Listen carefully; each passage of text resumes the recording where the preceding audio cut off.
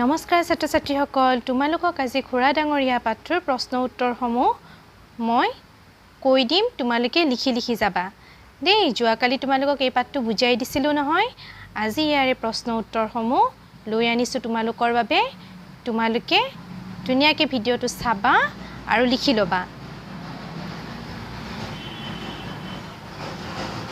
এতিয়া চোৱা খুৰা ডাঙৰীয়া 1 নম্বৰ দিছে আস্তাবলত থকা ঘোঁৰাটো বাটলৈ কিয় ওলাই আহিছিল আস্তাবলত থকা ঘোঁৰাটো বাটলৈ ওলাই গৈছিল কাৰণ তাৰ আস্তাবলত থাকি আমনি লাগিছিল গাধ পোৱালিটো কলৈ গৈ আছিল গাধ পোৱালিটো গৰাকীৰ ওচৰলৈ গৈ আছিল 3 নম্বৰ দিছে ঘোঁৰাটোৱে গাধ পোৱালিটো কিয় গালি পাৰিছিল ঘোঁৰাটো আহি থকা বাটৰ বিপৰীত দিশৰ পৰা গাধটো আহি আছিল বাবে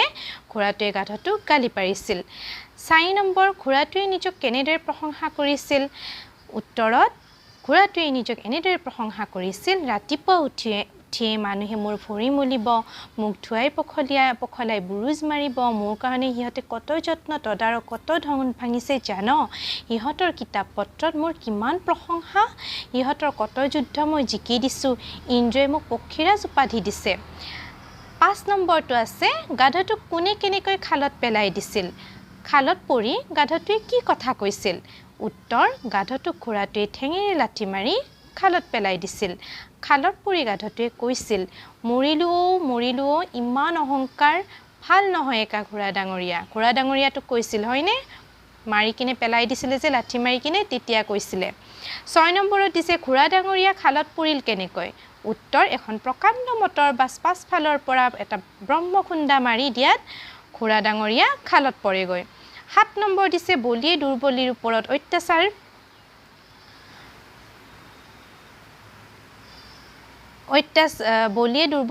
অত্যাচাৰ কৰিলে বাৰু তাৰ শাস্তি ঈশ্বৰে নিদিয়েনে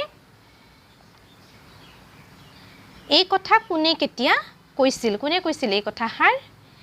এই কথাষাৰ কোনে কৈছিল কেতিয়া কৈছিল উপলব্ধি হৈছিল যে এই কথাষাৰ ঘোঁৰা ডাঙৰীয়াই যেতিয়া খালত পৰিছিল তেতিয়া কৈছিল তাৰ পিছত বাক্য ৰচনা অত্যাচাৰ তোমালোকে নিজেও সাজিব পাৰা নাইতোবা যদি নিজে নাসাজা ইয়াৰ পৰাও ভিডিঅটো পজ মাৰি কিনে লিখি লবা ৰাৱণ বৰ অত্যাচাৰী আছিল তাৰ পিছত দিছে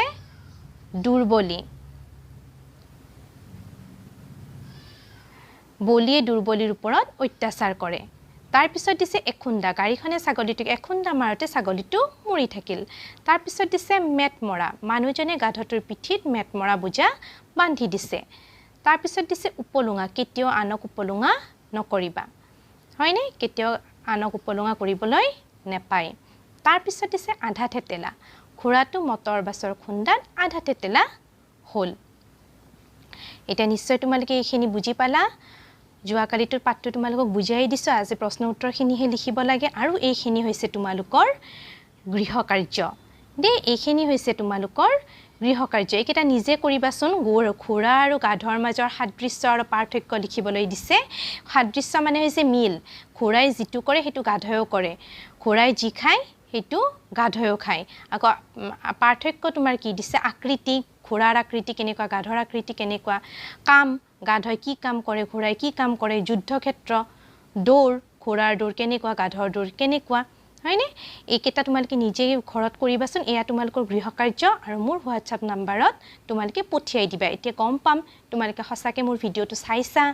লিখি কিনে মোক গৃহকাৰ্য দেখাইছানে তেতিয়া মই ধুনীয়াকৈ গম পাম তোমালোকে সাদৃশ্য আৰু পাৰ্থক্য কেইটা লিখি মোক দেখাবা এতিয়া আহাচোন এবাৰ প্ৰথমৰ পৰা চাওঁ তোমালোকে ভিডিঅটো পজ মাৰি কিনে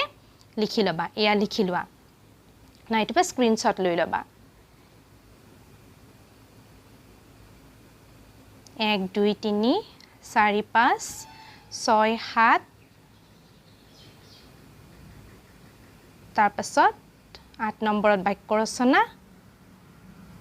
9 নম্বৰটো তোমালোকে নিজে কৰিবা গতিকে আজিলৈ তোমালোকক ইমানতে সামৰিছো আকৌ ইয়াৰ পৰৱৰ্তী ভিডিঅটোৰে সৈতে লগ পাম ঘৰত পঢ়ি থাকিবা দ্বিতীয় গোট পৰীক্ষা আহি পালেহিয়ে হয়নে আজিলৈ এৰিছো